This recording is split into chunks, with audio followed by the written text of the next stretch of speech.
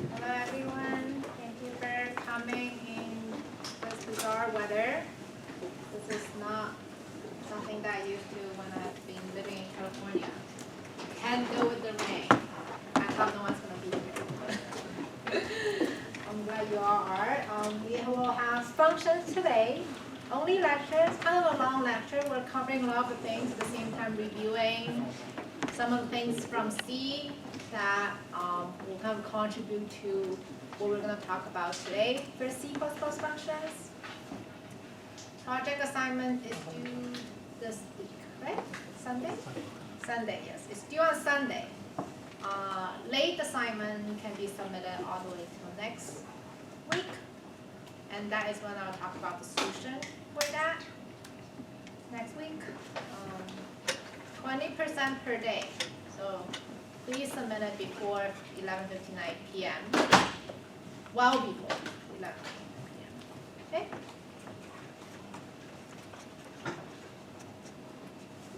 All right. I have seen some of you already start using functions for your project one, which is fine, right? You learned function in C, I assume, where for each function you will have a return type, a function name, list of parameter, and then what you want that function to do. Right?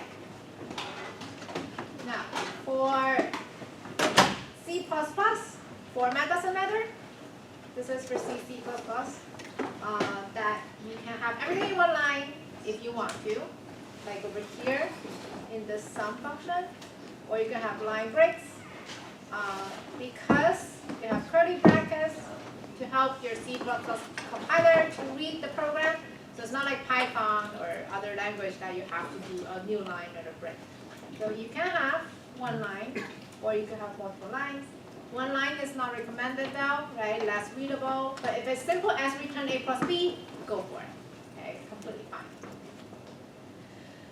One new terminology I want to talk about is what we'll be using for this class called function signature. So what is that? So if you look at this as a function, right? You have a return type, function name, parameter, and then the body of the function. Signature will be the function name with its parameter list. Those two together, we call it function signature, and you will see why very soon. Okay.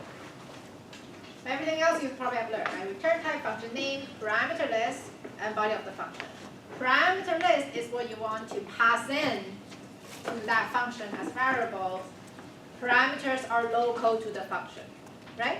You all learned that in C? A little review, okay? All right. New concept, function prototypes. Function prototypes is the combination of the return type and the signature, and that's it.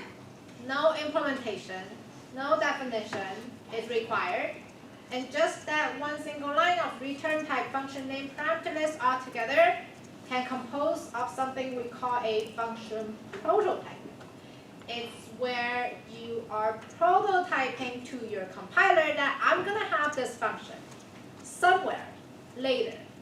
And this is the signature and the return type. Okay? The declaration of the function, which is what the prototype provides, right? We're declaring that it exists. Do we know what it does? Not yet. That can happen later. For C++, it only needs the function prototype before you call that function. You do not need to have the full definition of a function. Why is that? Prototype can already tell your compiler what value that function will be returning when you call it, right? Because your function, your main, will be using that, the function that you're going to declare. So you need to know what type it returns for you to use it. You need to know what it's called, so the function name. You also need to know what you're going to pass in when you use it, right? So from a usage perspective, do I really need to know how many lines in that function, how is it defined? You probably don't. If I tell you this function will add the parameter together, it will do that, right? You don't really need to go in and be like, oh, how this is implemented. So here's an example, right? The difference between definition is that when you have the return type and the function name, you can end it with a semicolon. Semicolon is very important in C++, right? When you end that with a semicolon, we know that it's a prototype. If you end that with a curly bracket, right? Not end it, but like if you have a curly bracket following your signature, then that is a definition, right? It's expecting you to define what's going to happen inside that function, right? So you can see, let me zoom in here. This is a regular function definition. In the parameter, you will have the type of the parameter, and then the names, the local names, right? When I say local, meaning that this variable name numbers only make sense within those curly brackets. If we finish that and we use numbers somewhere else, you will get an error saying undefined. Whatever in the parameter list only exists inside that function. So it's completely local to the scope of a function. Because of that, you do not need that for a prototype. So if you look at the prototype up here, I just need the type. Will this give me error if I put in the name? It will not. Will that name matter? It will not. Okay, so whatever you put in here, since you're not using anywhere in the prototype, it really doesn't matter. So a lot of the time you will see the prototype being very short, just the type. Because the name of those parameters only matter when you are using it inside the function definition. Okay? All right. That's the implementation and declaration. All right, let's look at this full example of how we're going to write our program now. Knowing that function prototype is all that's needed for a function call, you can have the prototype before you call it, you can call it. Right, so if you look at the top, this is my function prototype, very short, right? Just int, array sum, int array, int. I will not get into arrow if I call this function down here. Okay? Another thing that I want to show you is a little out of scope for this class though. It's how people normally use array in, I guess, industry, right? Is that this is super common. When you go online and look at other people's code, you have heard the word hacking a lot, right? Like, oh, you can hack.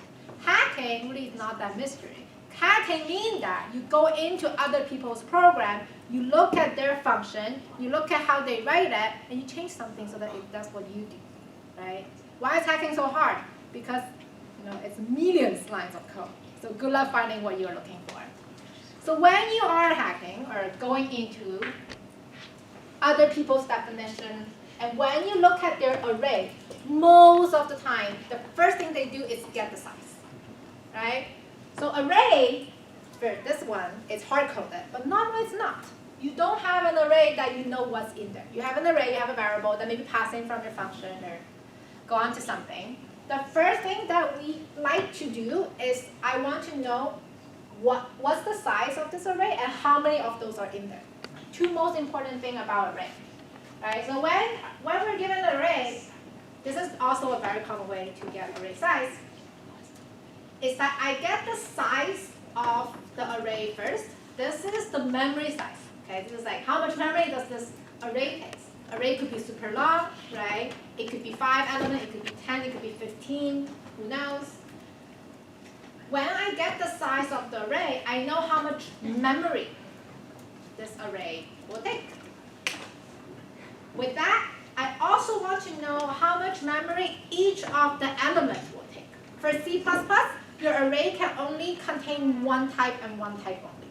That is why when I have an int array, everything in there should be integers, right?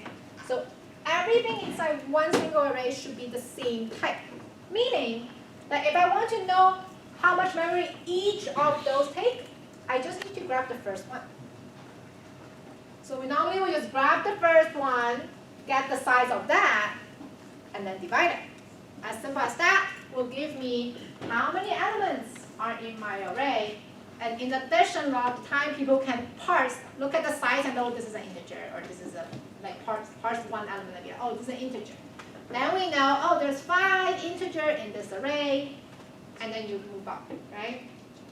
I'm not going to test you on that. Just think helpful context for array, that's all. All right, get back to what you're going to be tested on, prototyping. So now we have the prototype, right? Up here, I don't have definition, which is fine. I go down here, I can call this function. Right? I know what type it's going to be returned, integer. I know what I need to pass in, an integer array and an integer. I can just pass those in with the right type, call this function. It will not error out. But where does the definition go? It can come later. For this one, we haven't talked about multi-file compiling, so I put them all in one single file so you can try it at home. For this one, I just put it at the bottom. Right? So you can see the line number. Although I broke it apart into 2 screenshots, it's really just one. But if you look at here, this is the definition. Right? This is where we define what this function will do. This is also where I name my parameter because that's where I'm going to use it and do all my logic in there. Later on in this class, when we learn about classes, we're going to break them into files. So right now, if you want to try to hack, quote unquote, someone's software, the first thing you're going to be like, why is there hundreds of files? We will try to do that. So when you're doing your final project, you will submit more than 10 files, right? You will group them. That is when you really know, when you go to other people's project, you will know. You will be like, oh, this is this. You can actually understand it. You can actually try to hack it if you want to do it what you want. But for now, we're putting everything into one single file. You don't see that out in the industry. You don't see that in other people's code. All right. Function parameters. So when you're probably learn functions in C, you are all just passing parameters by value. What does that mean? I'm going to teach you 3 different ways to pass in parameter, and we will use them all for this semester. Okay, we'll start simple. We'll probably ask you just do pass by value first, and then I'll ask you start to using pass by reference, and finally you will see that, oh, I have to use pass by pointer in the later on of this class. But there are 3 that I want to talk to you about today so you kind of know the concept. Pass by value, by default, all C++ function pass by value. Okay, that's the default behavior. So when you write a function right now, it's going to pass by value. What that means is that the minute that you jump into a function, copies of those parameters will be created. All right? And then inside that function, you're then working with those copies. Meaning that if you change those copies, it will not impact the original parameter that's being passed in. So I'll show you a detailed example of that. In addition to pass by value, which is default, we have pass by reference. Pass by reference is where you will not create a copy.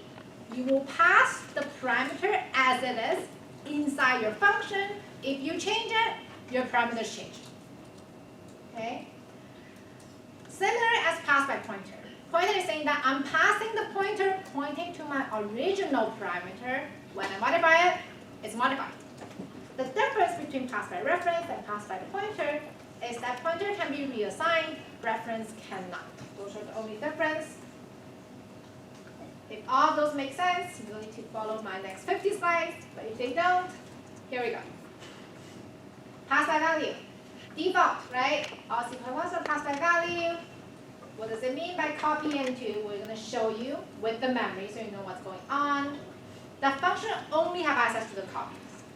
Okay, so if you want to change the parameter, you cannot when you do pass by value. Any modification of that function will not change the original. So, all right, here's our example.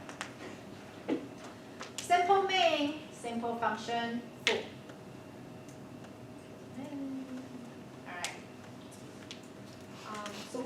So let's look at foo. That's our function foo. It takes in one parameter, which is an integer x, right? It's passed by value because that's the default of C++. we talked about this before, right? We talked about plus equal is equivalent as this. This is, someone actually already asked, this is post increment. Also, we'll do something similar, right? Plus equal to. This is just a print statement, C out, we learned that. And here's my main. Inside the main, local variable I equal to 3 belongs to main. Oh. On this part of the slide, I draw it out. I'm going to call this function foo, pass in the parameter I. Okay, I'm going to print out the value of I, and I'm going to return 0. Pretty straightforward, right? So when I am at line 13, I will have this variable called I belongs to main. The reason that I want to put which, this is what we call scope, right? We want to know which scope this belongs to. This I only makes sense in main. If I have an I in here that I'm calling I, you're going to have it undefined, right? So I belongs to main and main only. But I want to pass in this I into function foo, line 14, right? So when I do that, it's going to jump to line 5, right? The minute I jump to line 5, another variable got created, a copy of I, come from here, created, named X in the scope of foo. We're at line 5 right now, and you already have that copy. Once you have that copy, line 7, X plus or equal to 1 will change the bottom one. Right, it will change X, which belongs to foo. I'm going to print X out. It's going to be 4. Now, when I come back out, everything inside the function is destroyed immediately. Okay? This is called jumping out of scope. We jumped out of scope foo, everything's gone. Everything inside foo is gone. So that is called jumping out of scope. We jump back to main. Now we're at line 14. Now when I print out I, which is the one on top, it will be 3. Does this make sense? All right. Do you want me, by the way, I got this computer working with VS Code with a lot of hacking last week because I don't have admin access to this machine. So all things that you did in lab 1, I cannot. So it took a lot of time, but finally, it's working. So if you want to see the demo, we can run the demo now. Prototype? Nope. Oh yeah, well let's demo prototype. No.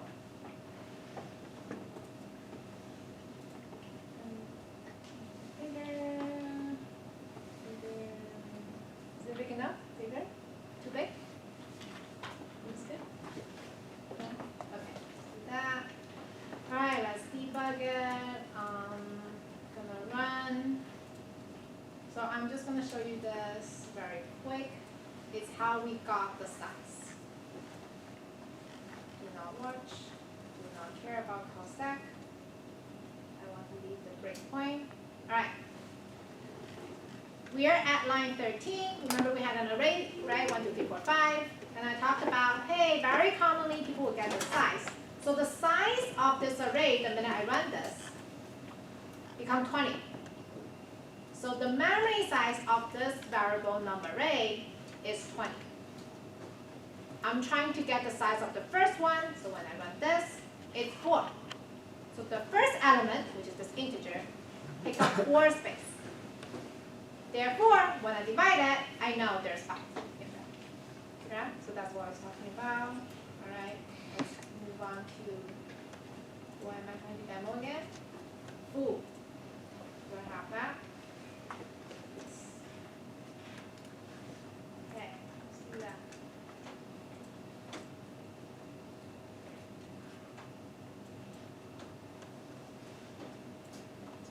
All right, here's foo. This is where you can use step into. Right? You have probably been using step over, which is the one that just run next line, run next line, run next line. Pretty simple.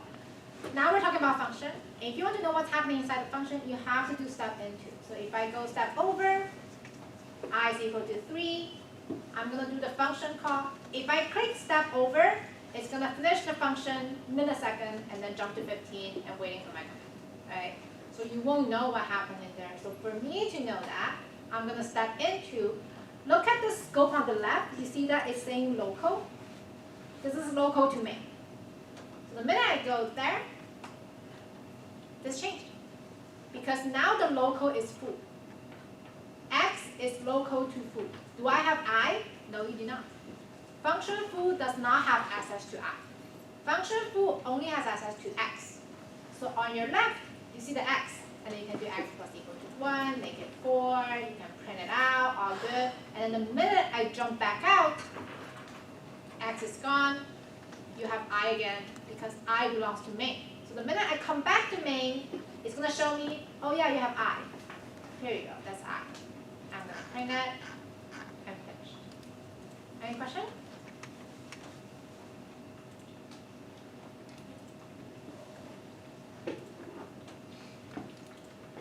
All right. So pass by value that you have been using. Let's look at pass by reference. Before we talk about pass by reference, let's talk about reference. What is a reference? This is an example for reference of variables. Again, on the right, I'm going to show you what's happening in your memory. On the left is your code, and I have a marker showing that which line we're at right now. Int I equal to 3, very straightforward. I name 3, right? All right. Line 13. Int reference. When we have the ampersand follow a type, this is saying that J is a reference. And J can only refer to integer. Okay? So type ampersand indicating an int reference named J that refer to I. Yeah, sounds complicated? No, I just give it another name called J. That's all that's doing. Okay, so same memory, same location, same variable, has two names now. One name is I, one name is J. I is a variable name, J is a reference. Okay? When I call both I and J, they are referring to the same thing, which is this cell in your memory with value 3. Alright? So pretty straightforward, right? So if you look at the print, the value of I is 3, value of J is 3. Referring to the same thing. Remember the types are different.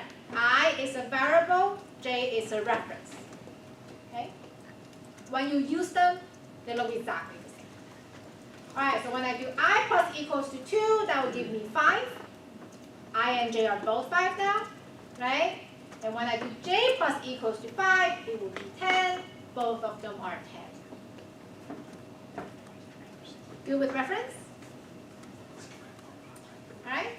So type name with an ampersand together, meaning reference. Alright, now we know that. Let's look at pass by reference. A reference is said to refer to a value. It acts in every single way, just like that value.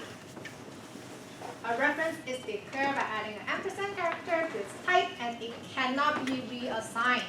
If you have J that refer to the variable I, you cannot be like, oh, never mind, I'm going to take your name, I'm going to give it to someone else. You can't do that. Okay? If you name this reference, you cannot reassign.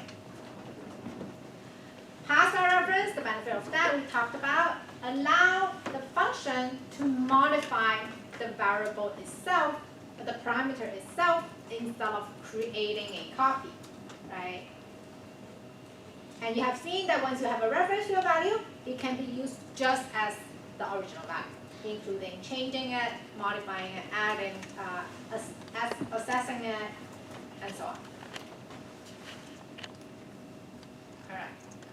This function, this main is just the same as the old one, except we are passing by reference now. This is the only difference.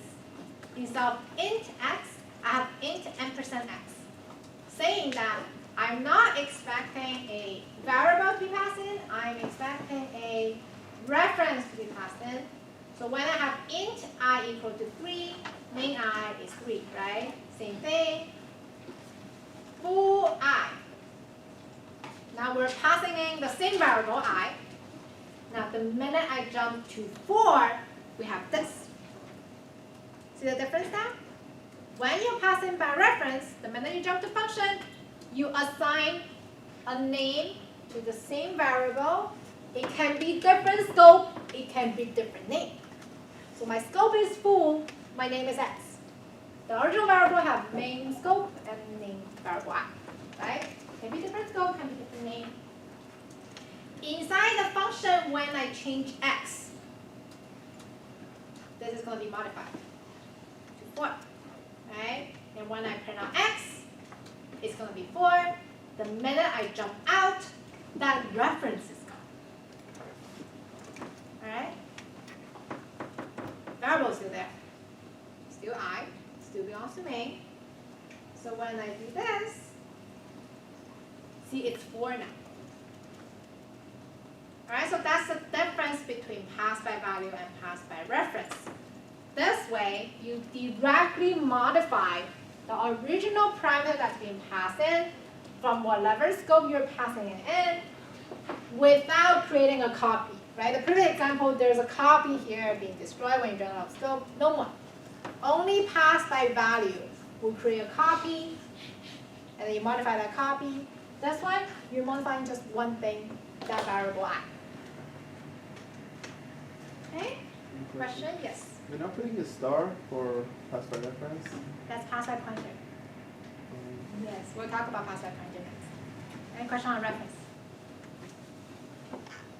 Right. Good question on the star, because when you have a reference, you use it just the same as any other variable, you won't know the difference. But if we, do you want a demo or are you good? Straightforward, really good. Want to go to the pointer? Everyone wants to look at the pointer? All right, here we go, pointers. I've been showing you the memory. One thing I have not been showing you is the memory address. The address is not nearly as clean as our address. Super long, ugly, that's an address. That address indicates where on your memory you will see that. It's kind of low, right? For some people, let me,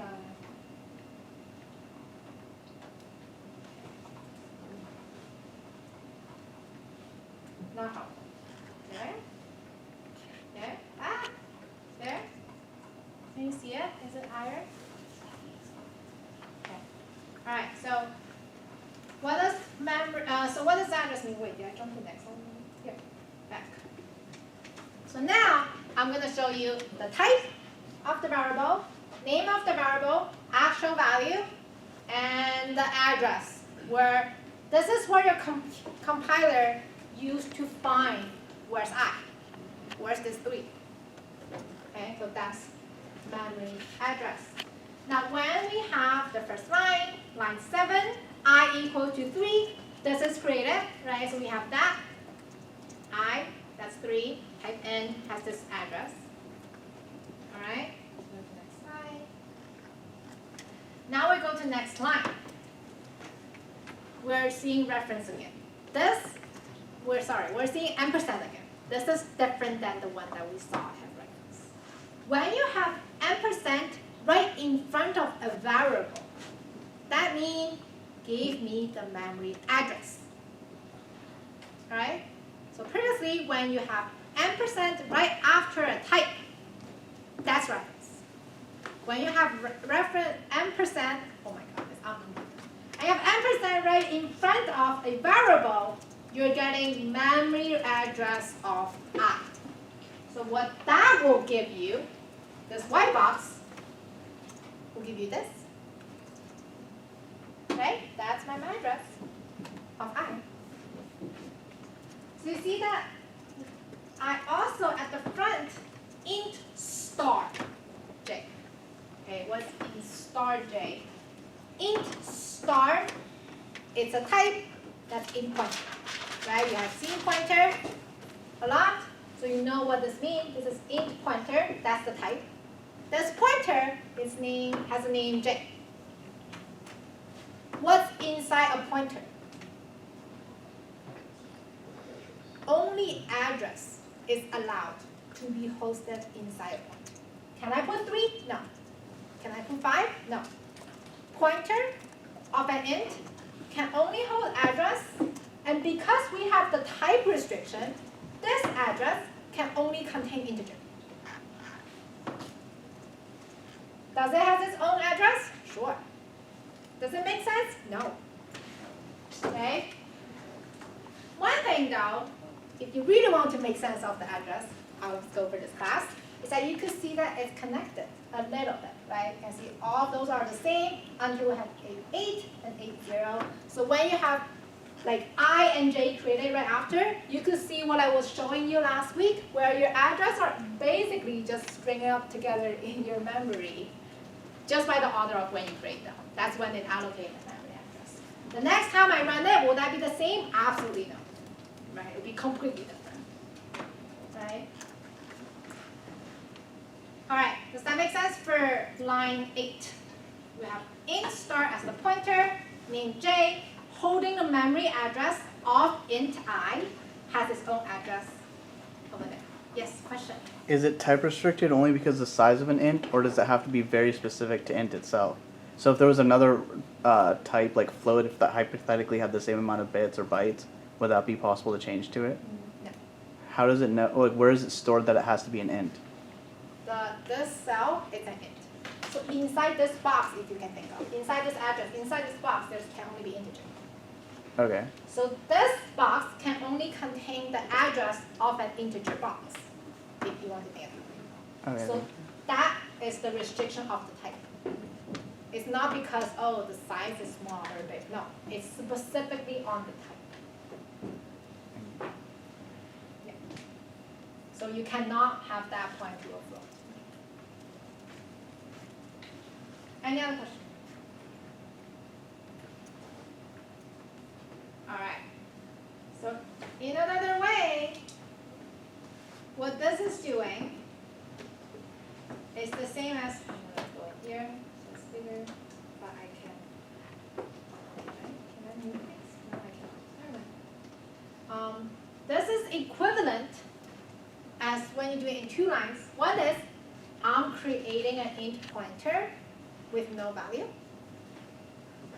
I'm assigning the address of I into this value. So those are equivalent. You can do them in 2 steps as well. Okay? Now the reason that I tell you that you can break it into 2 parts is because pointer can be reassigned. Meaning that, oh, I have this address in J right now. Say I have another integer. Can I change it? Yeah. Just write another line, say J equal to ampersand like K or something. This is only applicable for pointer, right? Reference, you cannot do. Pointer is just a value. You can change it to any address. You can have this pointer to anything. As long as it satisfies the type, it's fine. So yes, you can have the line 2 like point to somewhere else completely. All right, that is pointer. Now let's look at the value of I. It's 3, right? No surprise, I 3.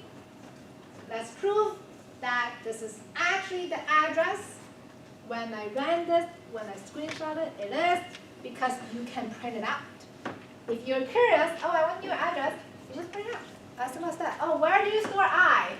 It's going to let you know that it's stored in this address. Right? Now let's look at the value of J.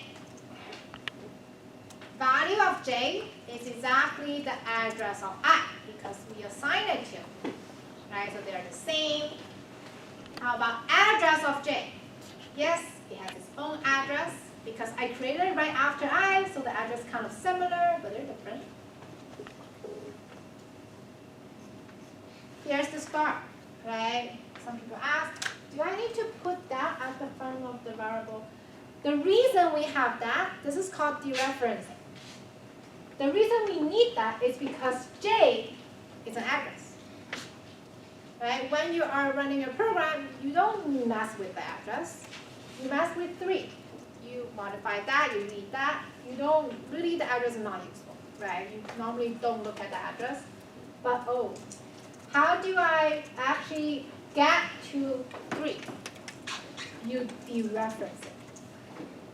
Okay? So when I have star J, what this is doing is that it will read the value of J, which is an address. It will go there. It will find it. But like, oh, here's an address. All right, I'm going to go there. Am I changing this thing? Oh, it's actually. Oh. It's a little dizzy because it's so close to me. Read this address. Go there. Grab the value. Grab all of this, right? Grab I. The name is I. Grab the value 3. And there you go. So it's 3. I don't know. I think because I'm walking heavily, maybe. No? Is it because I'm shaking the board? Nope, it doesn't shake. Okay, A/B test it. Not me. Someone's walking the bus. Maybe. All right. Oh, you feel the shake? I hope that's not okay. All right. Therefore, when you are really trying to change that value to 5, you do need to add that everywhere. Everywhere. Okay? So I know that here just one place because I use plus equals to, but this is equivalent to this. So star j equal to star j plus 2. So whenever you access this variable, you have to dereference it. Otherwise, you're working with the address. And trust me, you do not want to change this address.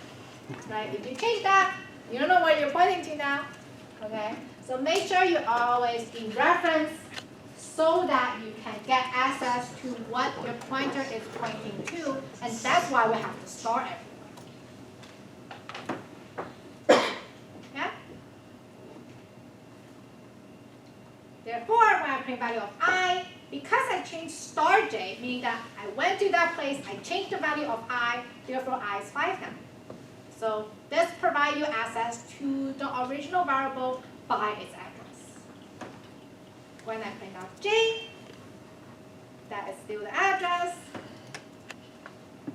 And when I point out what j is pointing to, with the dereference, it's going to give us 5. Any question on pointer? So it's going to change the value of I with the address? Yeah. So when we're doing star j plus equal to 2, that's basically changing the value of I by its address. Because we only have its address. If you only look at the j, you don't have 5. And it's going to be new address? Or it's going to generate like a new address or something? No, it's just the value Just as an of the value. You read it, you go there, you can now access it. That's what the star is. Alright. This is very important all the way to the end of the class because we're going to start using pointer to functions, to classes, to operator and everything. So if you be like, wait, what is this pointer doing? Come back here. Just explain to you the underneath logic of what's being pointed to, what's going on, like what's the variable and so on. Okay? Alright, now let's look at past that point. Do you want me to run this? I can run it. It's guaranteed a different address. Let's try it for fun.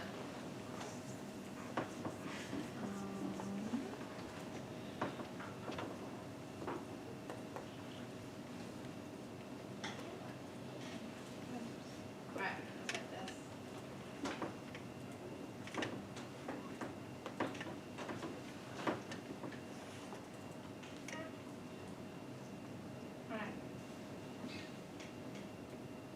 Here's your address. So I is 3. J for this run on this computer which I do not have admin access, I'm very bitter about it, is this long address. Okay, so you can see the address here. And you could also see, which is very nicely of VS Code, that you can see the dereferencing, right, inside your tracking. So you know that, oh, this is an address not useful. What's J again? Okay, down here. So you can unclick, drop down, and you can see that. Okay? So the print statement is pretty straightforward. All right. Star J plus equal to 2. That should modify this, which is exactly as that. So let's run that. Boom, 5. Yeah? Both of them are the same thing, actually. Same thing. We have 5 and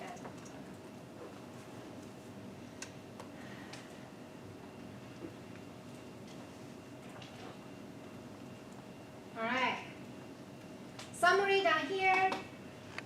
%I gives the memory address of a variable. In star J, tell you a pointer that points to the memory address of integer. Value of J is the memory address because it's a pointer, and value of dereferencing J is the value in the memory address. All right. You ready for pass by pointer? Now that you know how pointer works, pass by pointer will be straightforward now. So we talked about pointer is a variable.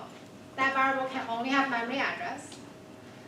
Because it's just a variable, you can put any address in there as long as it satisfies the type. Pass by pointer allows you to access the original variable by its memory address. But make sure when you use a pointer, you need to dereference it. Right? Otherwise, you're modifying the memory address. All right, let's look at this one. We have int I equal to 3. I'm going to show you the address now. When I try to take this screenshot, it changed the address, of course. Okay, so I in 3 is another address in my computer. This 3, right? No surprise over there. Address of I is exactly that. Okay?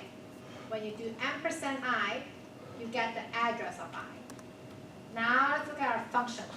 So before we go to line 18, function foo, line 5, takes in int pointer name x.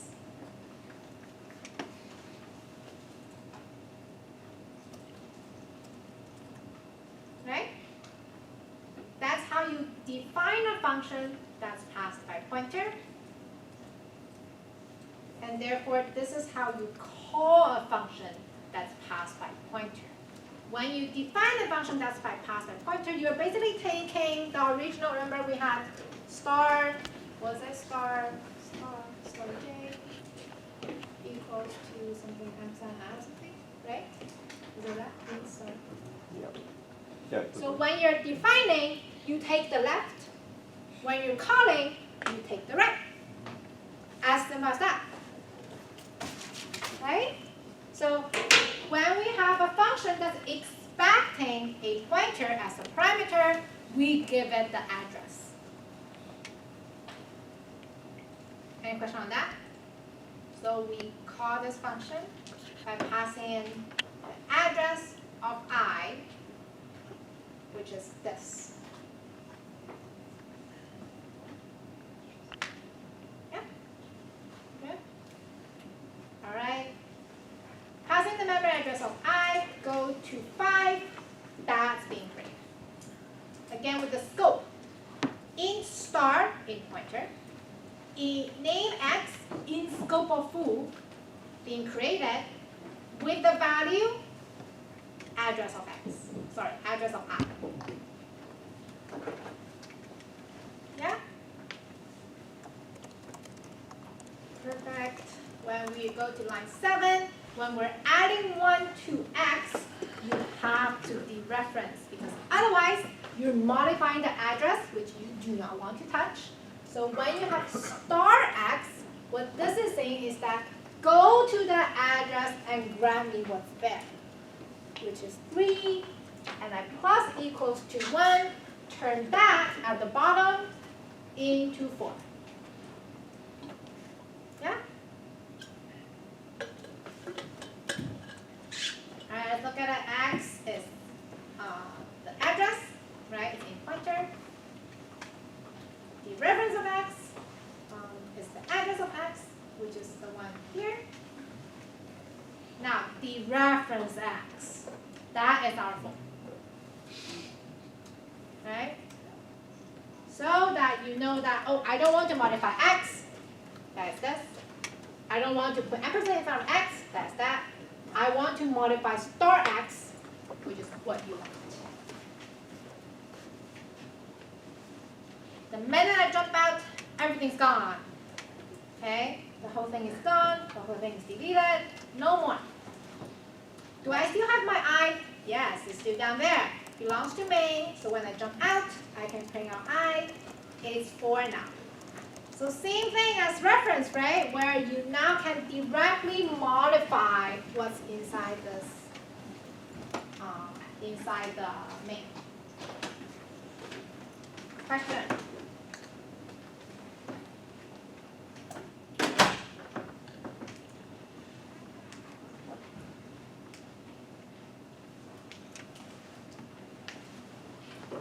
Summary again.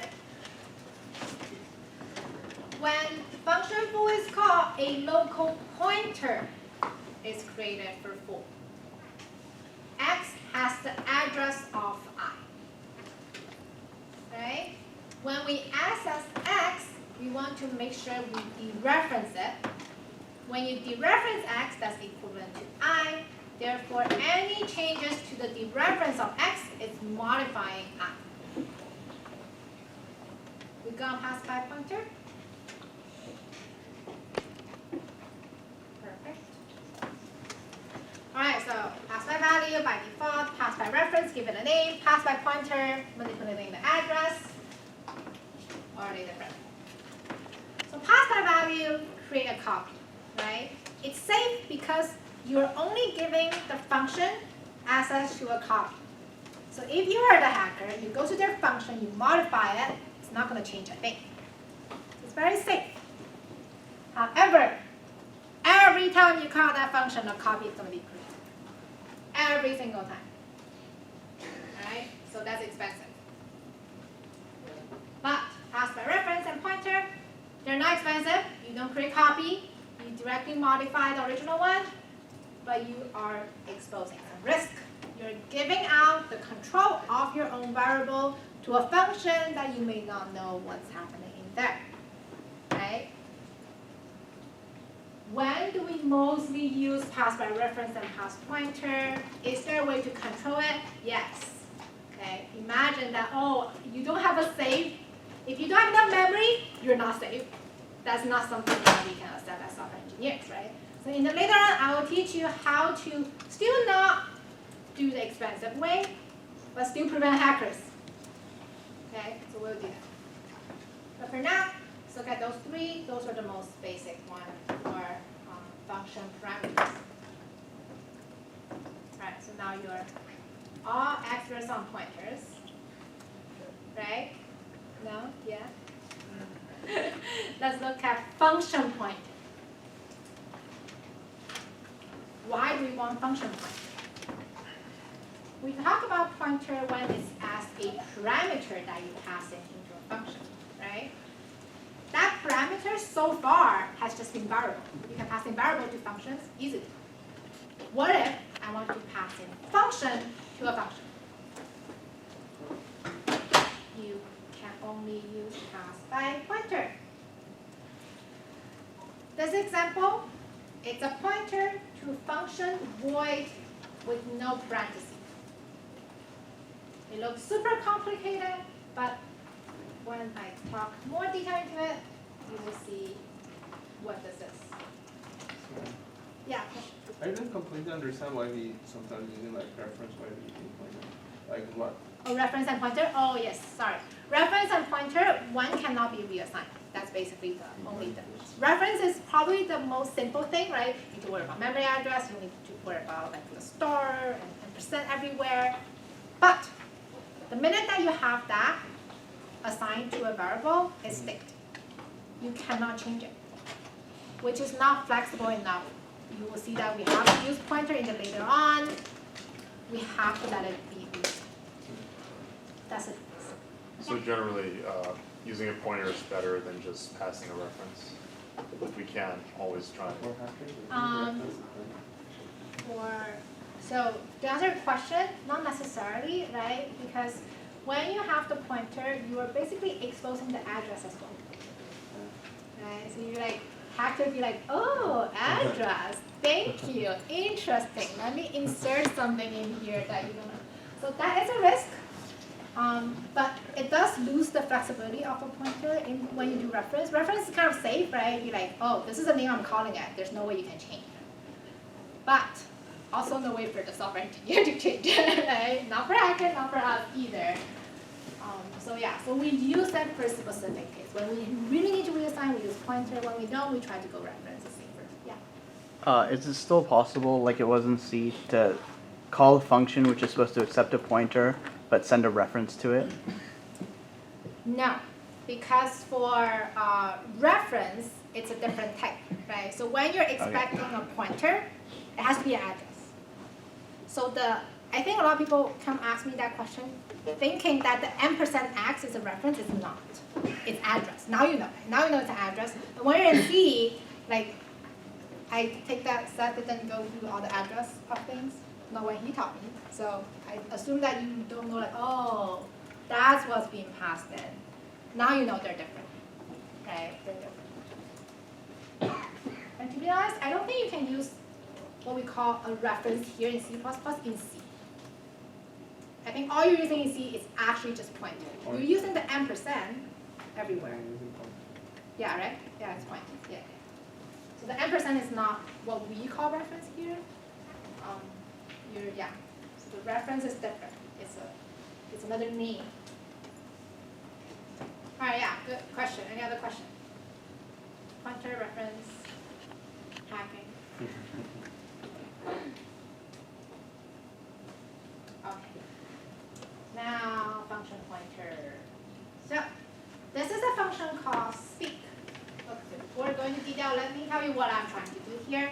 I have a function called speak, and I have logic in there, have a animal speak this many times. Okay? Do I care about which animal it is? I do not care.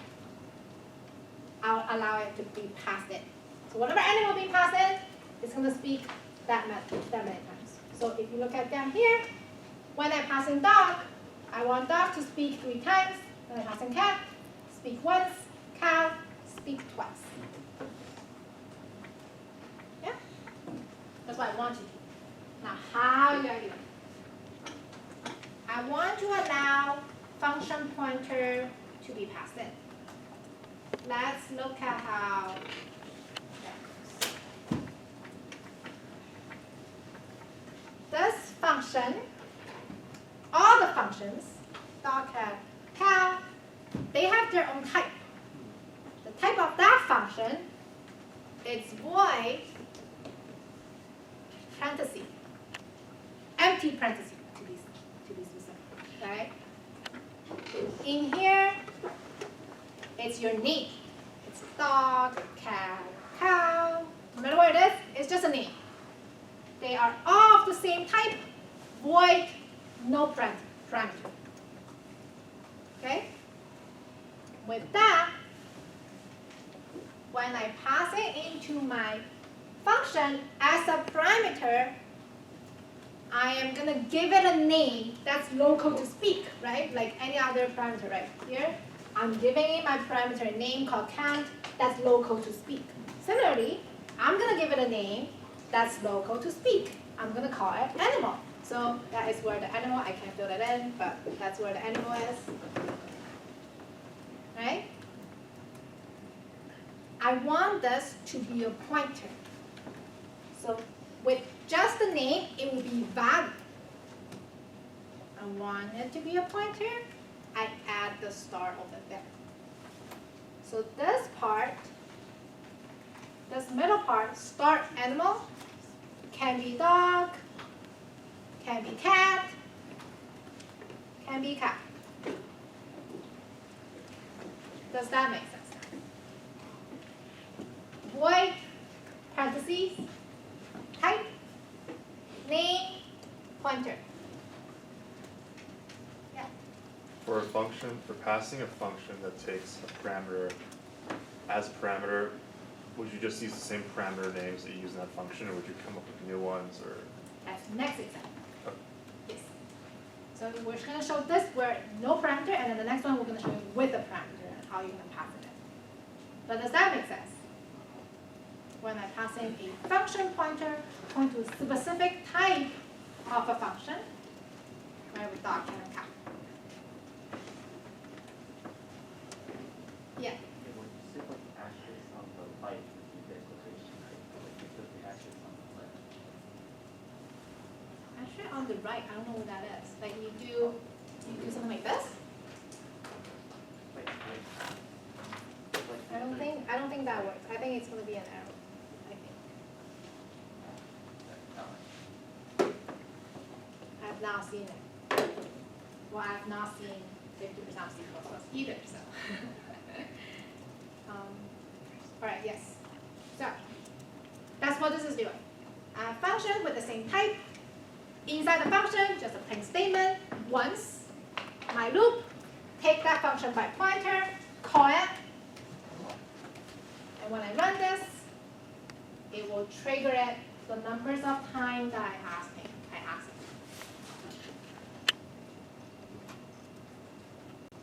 Yeah? All right. Speak, take your dog, off type void, set parameter 3, go up here. Star animal now comes to function dog. Run it 3 times. Now let's look at void. Because animal is name, now will be replaced basically with dog or cat or cat. So when I have animal parentheses,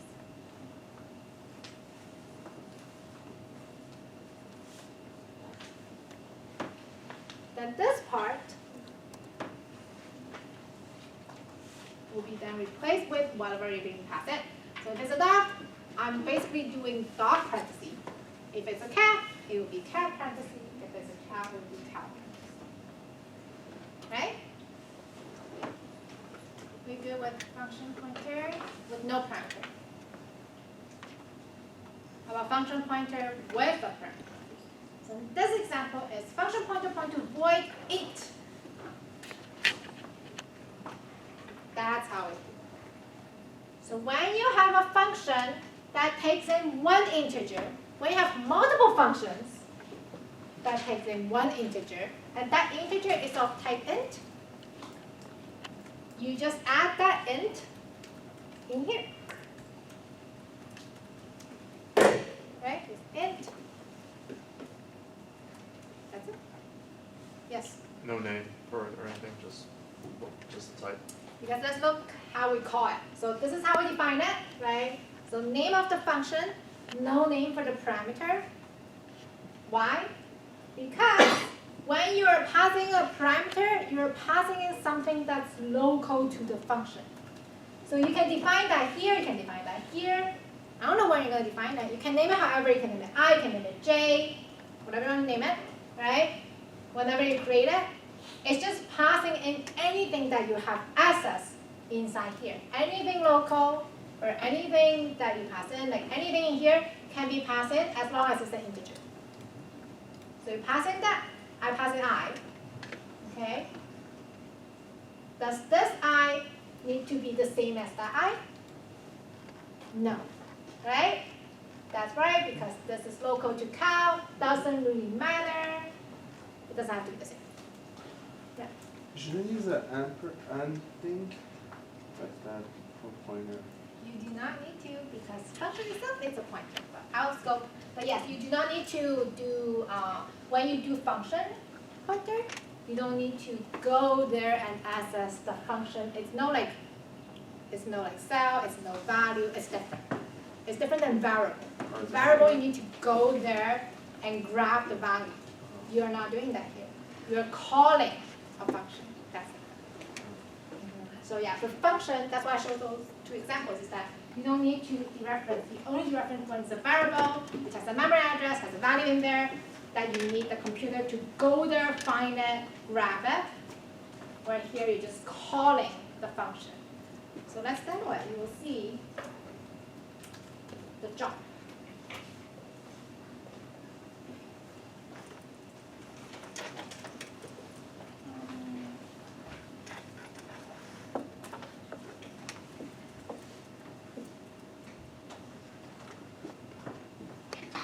Let's come from here.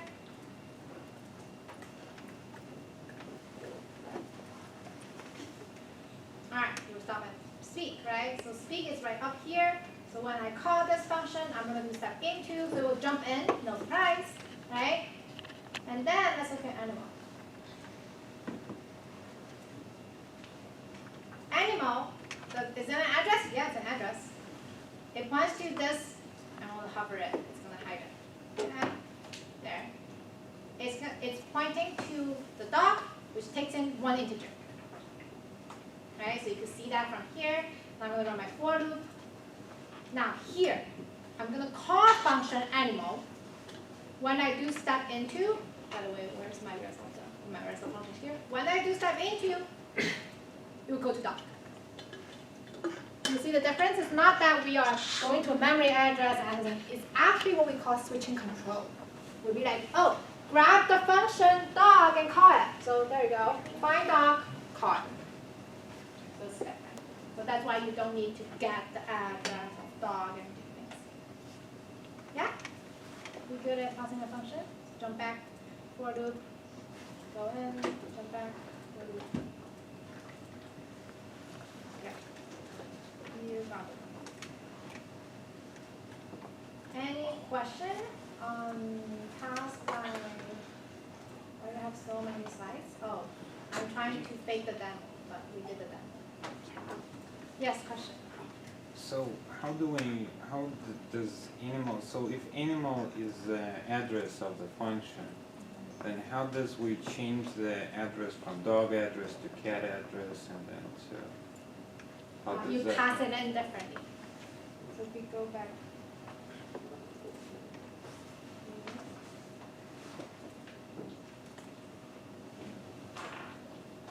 So if I go in here, because this is dog, Right. this is now dog, animal is dog, right?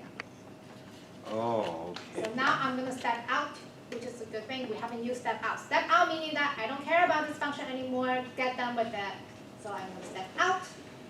It got done. Okay. Now Understood. here, yeah. So when I go in, now it's kept. You pass it in. You pass it. Okay. Yes.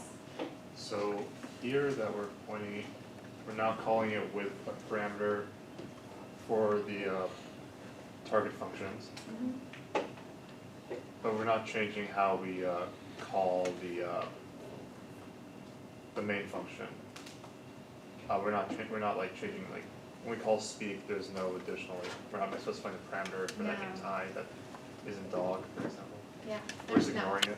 So you treat the function name as an object.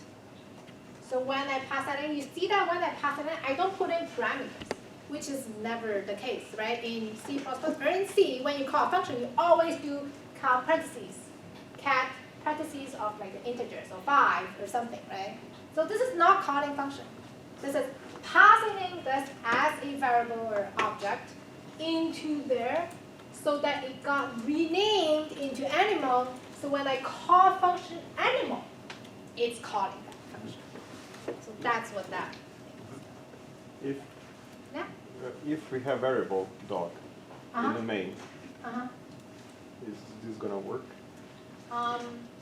You mean for this one, do you Yeah. have a dot function up there or you don't? We have dog. You have dot Yeah. function, it will work because it knows. Mhm. The speak is telling you that I'm expecting a Mhm, the function. function, yeah. So it will be like, oh, Mhm. function, can I Yeah. find a function? Oh yeah, I Find found a it. function.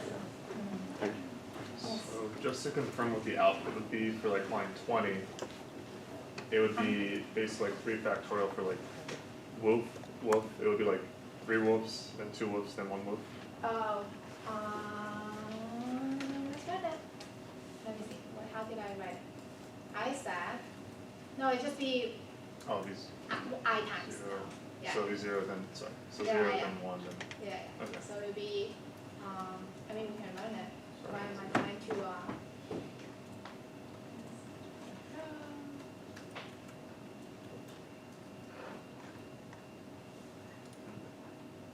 what happened? Power up? Excuse me? Okay.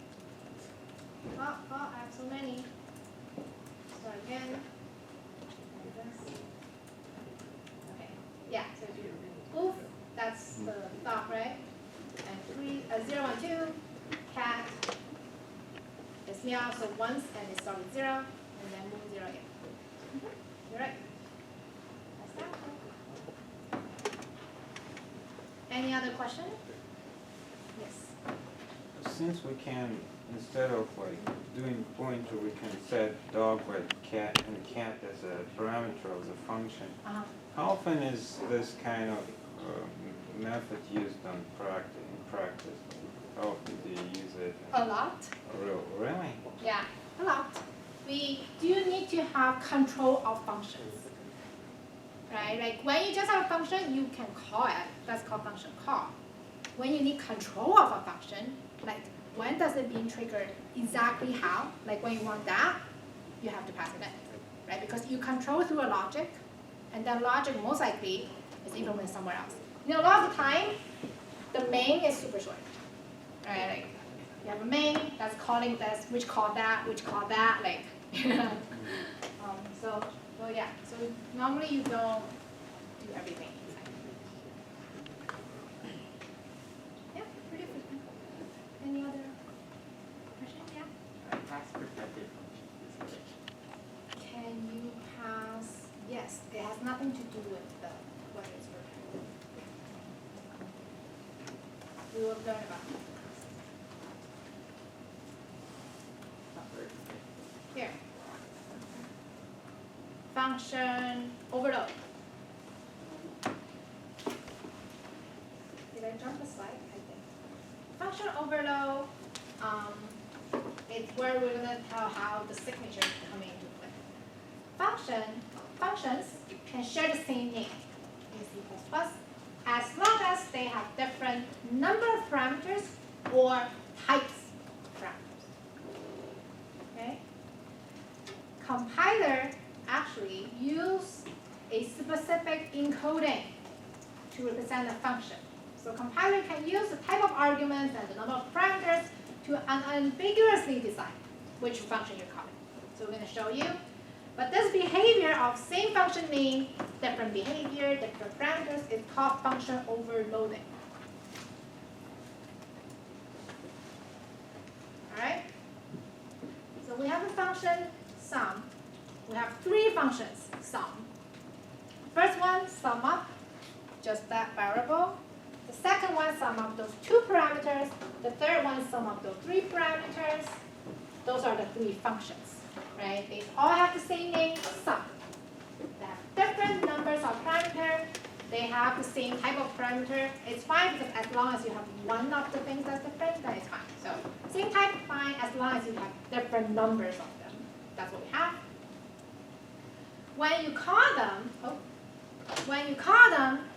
it's pretty straightforward, right? When you pass in one integer, it will call 5. When you pass in two integers, it will call line 7. And when you pass in 3, it will call line 9. How does compiler know? Compiler has a secret language. Out of scope again, not going to be tested. That compiler encodes your function in its own way. I know the compilable image is not readable, but the way that the compiler identifies your function is by starting with 2 underscore, then capital Z, length of the function name, the actual function name, first letter of the types are for reference. So, this function has the encoding of underscore z 6, because that's how long square is, right? 1, 2, 3, 4, 5, 6. And then the name, I spelled it wrong. There should be square. I will correct that. And then first letter of the parameter type I. Okay? So somewhere down here.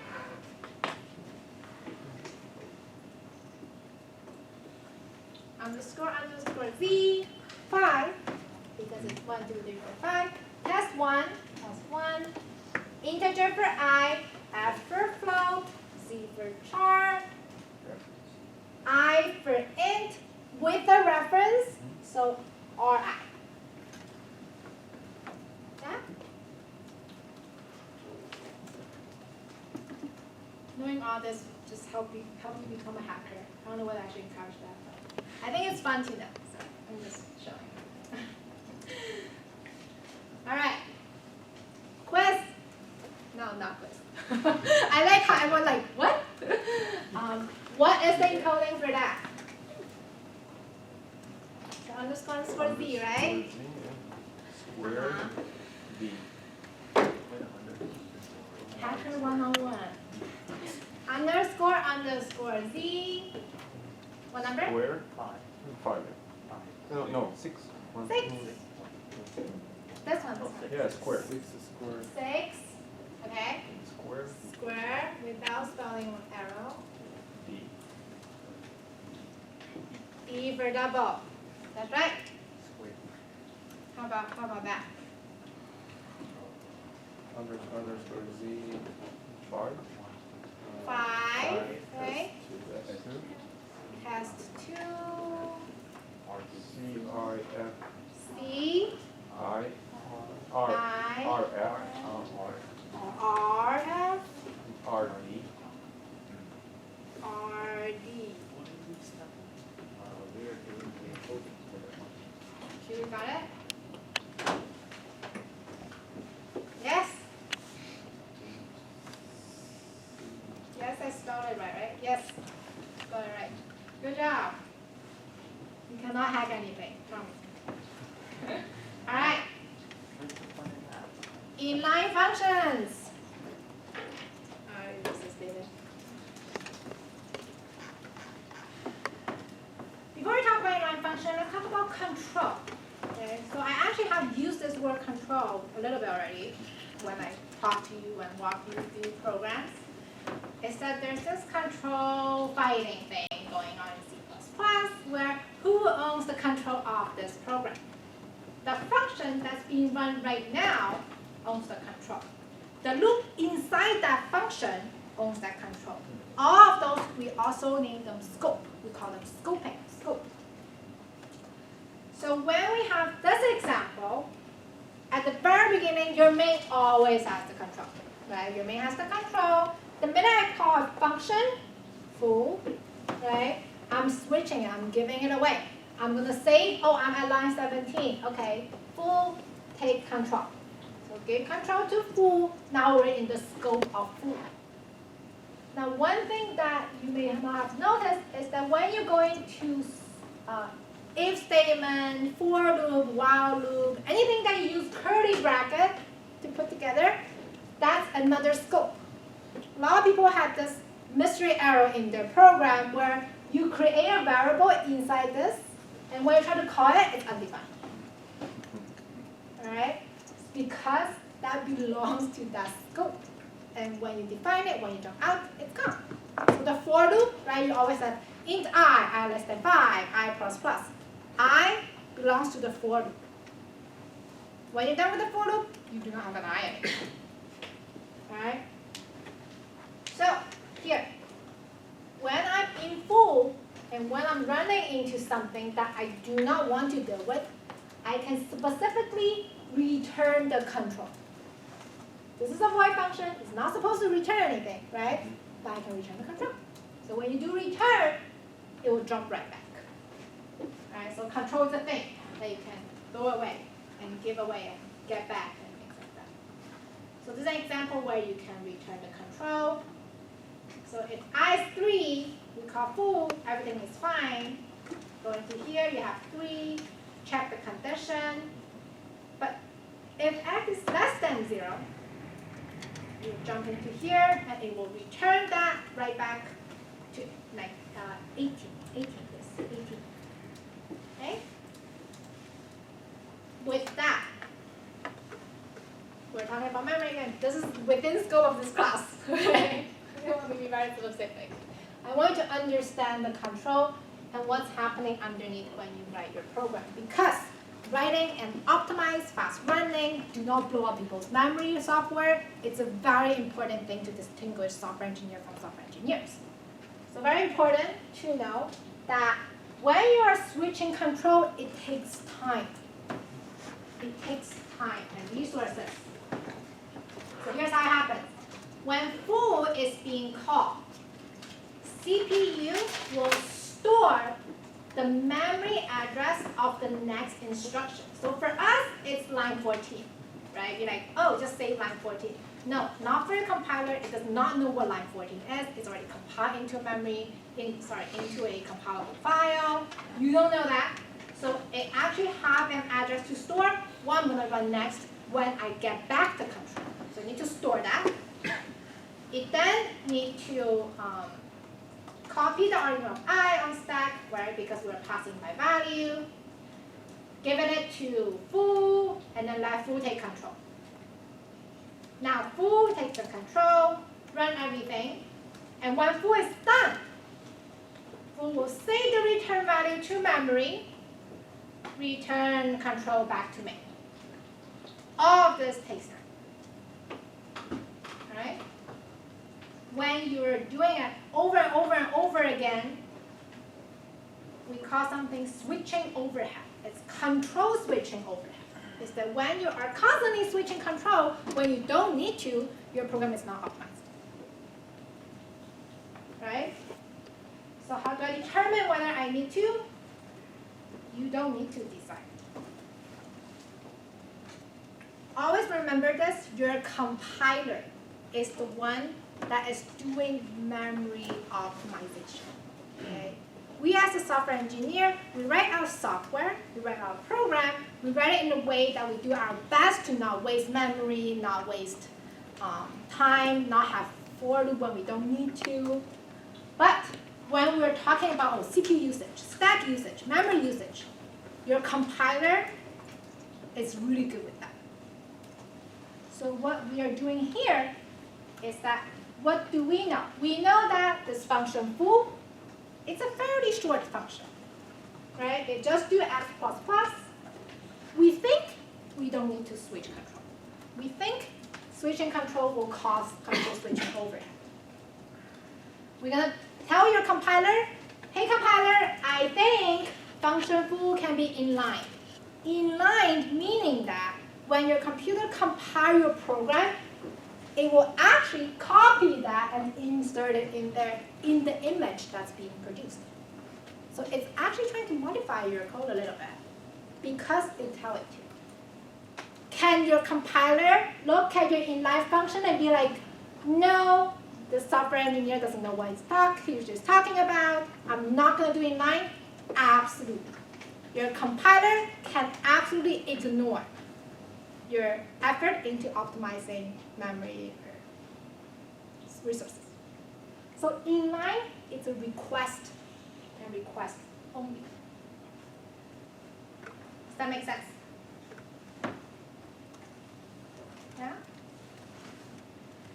All right. So highlighted down there, inline is a request that we make to the compiler because we think this function should be it's inlineable, a word that I created. That's a function can be inline and it will be more optimal. Do we know that for sure? Probably not, right? Your compiler can then look at it and be like, oh, this engineer tell me that there's possibility of inline. Should I do it? Your compiler decides whether it will inline your function. We good? The good news, you don't need to do all the work. You have your compiler help you. But you still need to do most of the work. charger your computer do not blow up my light. Are any question on inline? Yeah. Will the compiler inline by itself? No. Compiler will not inline. Compiler will try to respect your code the best. Alright, okay. Like, how does it decide if it's like not good? So it decides whether the control switching will actually cause switching overhead. Sometimes they found that the calculation that we think is pretty simple is super complicated, right? Judged by your compiler, right? And then you're like, oh, actually it's worth switching. Then it will not do compiler. But if it look at it and be like, oh, okay, let's switch, then it will do. Yeah. So basically, as long as the function is relatively short, but even if it's not short, the compiler will always check and just do whatever is most optimal. As long as it's short and there's no need to like return control in the function, it's pretty much always a good idea to make an inline function. So the return control is not for you to optimize. It's the logic. So the example that I had for return was that when I have what we call a invalid input that I don't want to deal with, then I just be like, okay, go back. Yeah, Right? but if you use an inline, then you can't you can't exit out the return control. You still can. Oh, you can? You still can, Oh. yes. Because inline is a request, right? So there's a chance that the compiler is just going to ignore it and you still have a regular function. You can do whatever you want. If you want to return, you return. You just write it as a regular function. All that you do is at the very beginning, you be like, compiler, I think this is a malfunction. If there's switching overhead, inline it. Yes. Does it take time for the compiler to decide whether or not it's inline or not? Because It does. It does. is that faster than the time it takes to switch functions? So, I'll give you an example, right? When we're making games, we don't care about how long it takes to compile. Because when we give you, it's the game. So does it take longer to compile? Yes. Do most of people care? No. What people care about is when you run that game, is it fast enough for you? Right? Like, because the switching overhead happens when you run the code. So a lot of the time, that's something that we're willing to trade. Right? We are trading as much as you want. If you want this to be more compile longer, but give me way faster application, go for it, right? Because you can sit and wait and have it compile. But when you give it to your customer, when they actually run it, that's what matters, right? We want their experience to be the best out of ours. So yes, probably will. Do we worry about that? No, not much. Yeah. When it comes to like web development, is that different than making games in terms of like compiling, or Depends. is it the same thing? That is also why a lot of people don't use C++ for web development, right? So it depends on which part. So if you're doing front-end UI, you have different languages. They work differently than C++. They don't have this compiling, right? Like I was talking about interpretable and Python. They all work very differently. For C++, they have this compiling down into machine language and run. And it's separate, completely separate steps. So you can take the first part, you can take the second part. User care about the second part, you care about the first part. So that can be separated, not for every other language, so, right? That's also why different languages run in different speed. Yes? So when you were talking about hacking, it was all editing basically the C++ type language stuff. Why is most hacking not done with the compiler instead, if most of the control is handed to the compiler before the executable is created? Because it's horrifying doing the compiler. Oh. It's so hard. Like, you'll know when you take compiler. Oh, I okay. don't like that class. Like, this is what we call, I mean, compared to like Python, C#, and JavaScript, this is what we call low-level language, right? Way, way, way higher level than compilable, like assembly. Are you all going to take, you don't take assembly here. You will take assembly here. Like, that is low-level programming language. If people is capable, good hacker, yeah, they can probably go in there and so instead of hundreds, So say that you have 100 lines of code in your program that multiplied by, I don't know, like another 100 or 1,000 Oh, okay. as your lower level languages. Would it be more sufficient? Yeah, it will, right? Like if you know and understand those low level, can you like assess more? Oh yeah, definitely, but it's really difficult. So how do you check if there's been an error? Do you just use a different compiler and then compare the final two files? Wait, how do I check what? If something's happened that wasn't supposed to happen. You know it when it already happened. Okay. That is why you see companies and you apologizing, that your credential is being compromised. They don't tell you ahead of time that we saved your user and password. Thank you. Now, companies try their best to safeguard, and a lot of those actually are slowly distributed into versions of software engineers. Right? All the things that I'm teaching you right now, like if you give all your memory address to your program, not so good. So like, you can't guarantee that every single software engineer super safe on the part of the code they contributed with no bug, with no like security issue. There's no way you can guarantee that. So that's why the hackers like, okay, be like, oh, I can definitely find something I can overdo and hack. We don't use the hack, this word hack, as strictly as I am a hacker, so I hack, right? When we take open source software that we want to use it for our purpose, we also call it hacking, right? Because you're taking a software, you're going to their code, change the part of it, and it works the way you want. Not necessarily for bad things. Not necessarily for bad things. Any other question? All right, default arguments. It is very common for your program to run function repeatedly with the same set of parameters. Super common, right? Do we always want our user to enter those over and over and over again? Probably not. So there's something called default parameter that you give a default value to your parameter, so your user can choose to override it or not. Right? A little bit of rules. Default parameter has to come after the function parameters. I will show you why. Parameters with default arguments are optional because user can choose to not override it and just use the default ones. Completely fine.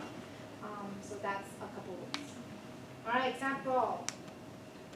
Box volume. This function, as simple as it sounds, multiply all of them together. Length with height. Return that. That's it. Pretty simple, right? All right. The way that we have default values, just put equal the value. When you have that, there's 3 ways you can call this. Actually, 1, 2, 3, 4 ways that you can call this. First way, I do not pass in anything. I use all default. The second, actually I think I have slides. Oh yeah. The first, I have default. I don't pass in anything. It's empty parenthesis when I call it. The second, I pass in the first one, and I do not bother the 2 after that. It will just use the second and third default. Pass the first and second, use default, and change all of them. You can do 10 of those. Can I use the default for the first one and change the second one? No, you cannot. It has to come in order. You cannot skip default. Which is also why default cannot go before regular parameter. This is a wrong example. Okay? If I have this, default variable L equals 1, WH are required. Imagine user put in this, 10 and 5. Compiler got confused. Be like, what is 10? Like, what's 10, what's 5? Like, it's 10. The first one is L10, 5 width. It's 10 width, 5H. Whenever your compiler got confused, go break. your compiler cannot stand incomplete. If you have very complete languages, it will break, right? Therefore, you have to put the default parameter, which is optional, at the end, right? The reason that I could put those wherever I want is because they're all default, right? So like for this one, when I have two that is not default, they have to go at front. You have to have required parameters first, and then an optional. So that for this one, you can call it with just the required. You can also call it with required and the option. Yeah. All right. Okay. So before we go, there's one thing that I do want to mention. You know how we talk about function prototype and then function definition? Default argument has to be defined in the prototype. All right. We're not going to use prototype until we go to classes where you are splitting files. I will mention that again for sure over there, but just want to bring that to your attention because a lot of people will send me a screenshot and be like, no, who doesn't work? It's because you have to define the parameter when you're declaring the function, not when you're defining it. It's an essential part of your function. All right, well, we have covered function prototype, function parameters, value, reference, and pointer, function overloading with the same name,